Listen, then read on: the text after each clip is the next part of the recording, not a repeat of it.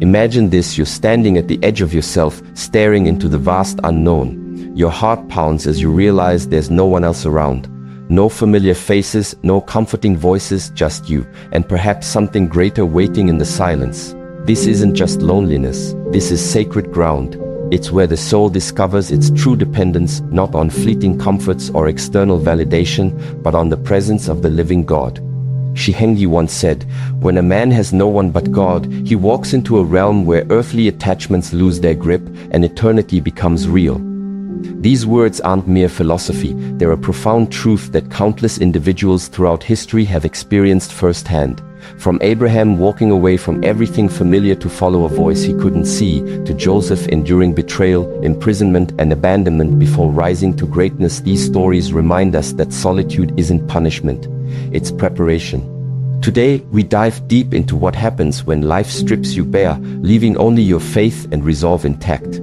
We'll explore how solitude transforms weakness into strength, despair into hope, and emptiness into divine fullness. And most importantly, we'll uncover why trusting in God during these moments isn't just about survival, it's about becoming who you were always meant to be. So buckle up, because this journey will challenge everything you think you know about struggle, surrender, and ultimate triumph. The weight of isolation. Let's face it, solitude can feel like a curse. When the world fades away, when friends fall silent, and loved ones don't understand, it's easy to spiral into doubt. You might find yourself questioning whether God even hears your prayers anymore. After all, if He cared, wouldn't He intervene? Wouldn't He speak louder, act faster, or make His presence known in undeniable ways? But here's the thing, God doesn't operate on our timelines. In fact, some of the greatest transformations occur precisely because He allows us to sit in the stillness.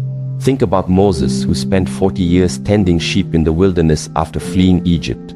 40 years. Can you imagine the frustration, the impatience, the longing for purpose? Yet it was during those decades of obscurity that Moses learned humility, patience, and total reliance on God. By the time God called him to lead an entire nation out of slavery, Moses wasn't acting out of ego or ambition, he was ready to serve with unwavering obedience. Moses' story is more than just ancient history, it's a mirror reflecting many of our own struggles today. How often do we hustle, striving to prove ourselves worthy of attention or validation? We scroll through social media, comparing our behind the scenes to everyone else's highlight reels. And when no one seems to notice our efforts, or worse, misunderstands them, it feels like rejection. But what if this season of invisibility isn't punishment? What if, like Moses, God is using this time to strip away distractions so we can focus on Him? Or consider David, the shepherd boy turned king. Before ascending the throne, David endured years of running from Saul, hiding in caves, and living as a fugitive. During this time, he wrote many of the Psalms, raw expressions of emotion, faith, and intimacy with God. Had David skipped straight to kingship without these formative years, would he have ruled with the wisdom and grace that marked his reign? Probably not.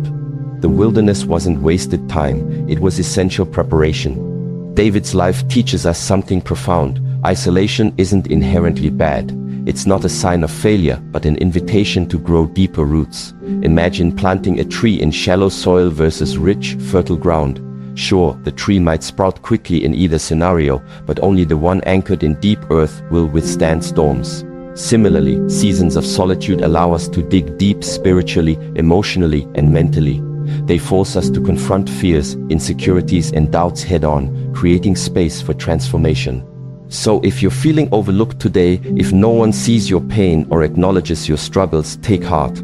What feels like isolation may actually be God shaping you for something extraordinary. The very things that seem to weigh you down could become the foundation upon which He builds your future. But first, you must trust Him enough to stay in the process. Faith forged in fire. There's a reason faith is often described as a muscle. It grows stronger under pressure. When everything around you screams that you're alone, yet you choose to believe you're held, that's faith. When every fiber of your being tells you to give up, yet you hear the still small voice saying, "I'm not done with you yet," that's fire-tested belief. And let me tell you, there's nothing more unshakable than faith forged in contradiction. Take Elijah, for example. Here was a prophet who stood alone against kings and false prophets, boldly declaring God's truth despite overwhelming odds. Did he ever doubt? Absolutely. Remember his moment of vulnerability after defeating the prophets of Baal. Exhausted and afraid, Elijah fled into the wilderness, convinced he was the last faithful servant of God. But instead of abandoning him, God met Elijah in the quiet. In that stillness, Elijah discovered that he wasn't alone, and neither are you. Elijah's journey reminds us that faith isn't linear. Even the strongest believers experience moments of weakness. The key difference lies in how they respond. Instead of wallowing in self-pity, Elijah eventually returned to his mission, empowered by God's reassurance. His story challenges us to reframe our perspective. What if moments of despair aren't signs of defeat, but opportunities for divine intervention? Shi Heng Yi reminds us that faith isn't about having all the answers. It's about stepping forward in trust, even when the path ahead is unclear. Faith doesn't demand certainty, it thrives on hope. And hope, my friend, is the lifeline that keeps us moving forward when everything else seems to crumble. Consider this analogy. Faith is like Wi-Fi signal strength. Sometimes you're standing right next to the router, basking in full bars of clarity and connection. Other times you're wandering through walls and obstacles, barely clinging to one bar of reception. Yet, even in those weak signal zones, communication remains possible. Faith works the same way. Even in moments of spiritual static, God's presence persists. Our job is simply to keep tuning in, trusting that the connection will stabilize. God's silence, a divine pause. In moments of desperation, it's natural to cry out to God, expecting immediate answers. But what happens when the heavens remain silent? When days turn into weeks and weeks into months and still there's no response? It's tempting to assume that God has abandoned you, but nothing could be further from the truth. God's silence isn't neglect. It's a divine pause, a space where He allows you to grow, to trust, and to prepare for what's coming next. Throughout Scripture, we see examples of this. The Israelites waited centuries in Egypt, crying out for deliverance. Jesus himself experienced the silence of the Father in Gethsemane and on the cross. Yet in both cases, God's timing proved perfect. His silence wasn't absence, it was anticipation. When you find yourself in a season of silence, resist the urge to fill the void with noise. Instead, lean into the stillness. Let it refine you, shape you, and align your heart with God's purposes. Because when He finally speaks, it will be at just the right moment, and His plan will unfold in ways you could never have imagined. Think of silence as a sculptor's chisel. Each stroke removes excess material, revealing the masterpiece hidden within. Every unanswered prayer, every delayed promise, every prolonged trial serves a purpose.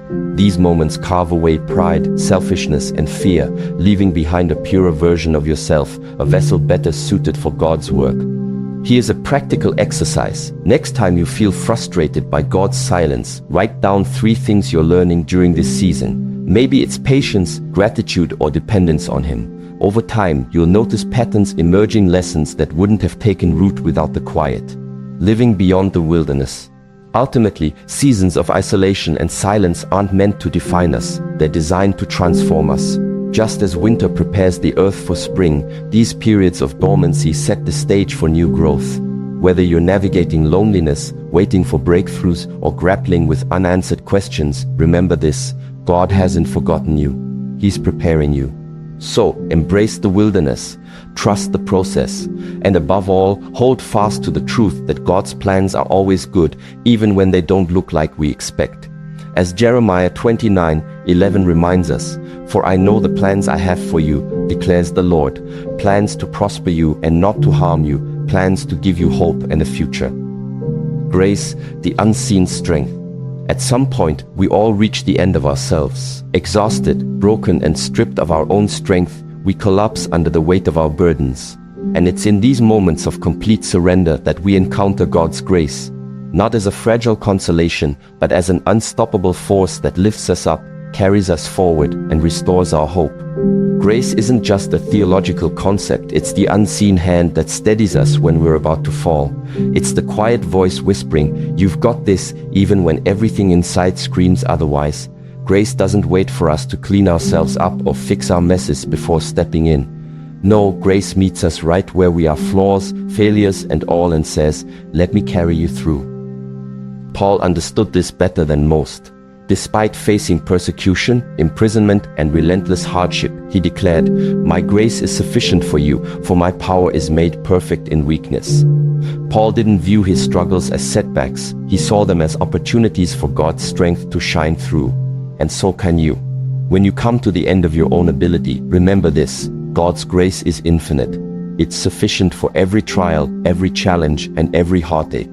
Think about it. What if your greatest weakness isn't a liability but a doorway? A doorway into experiencing God's power in ways you never imagined. Paul embraced his thorn in the flesh, not because he enjoyed suffering, but because it kept him humble and dependent on God.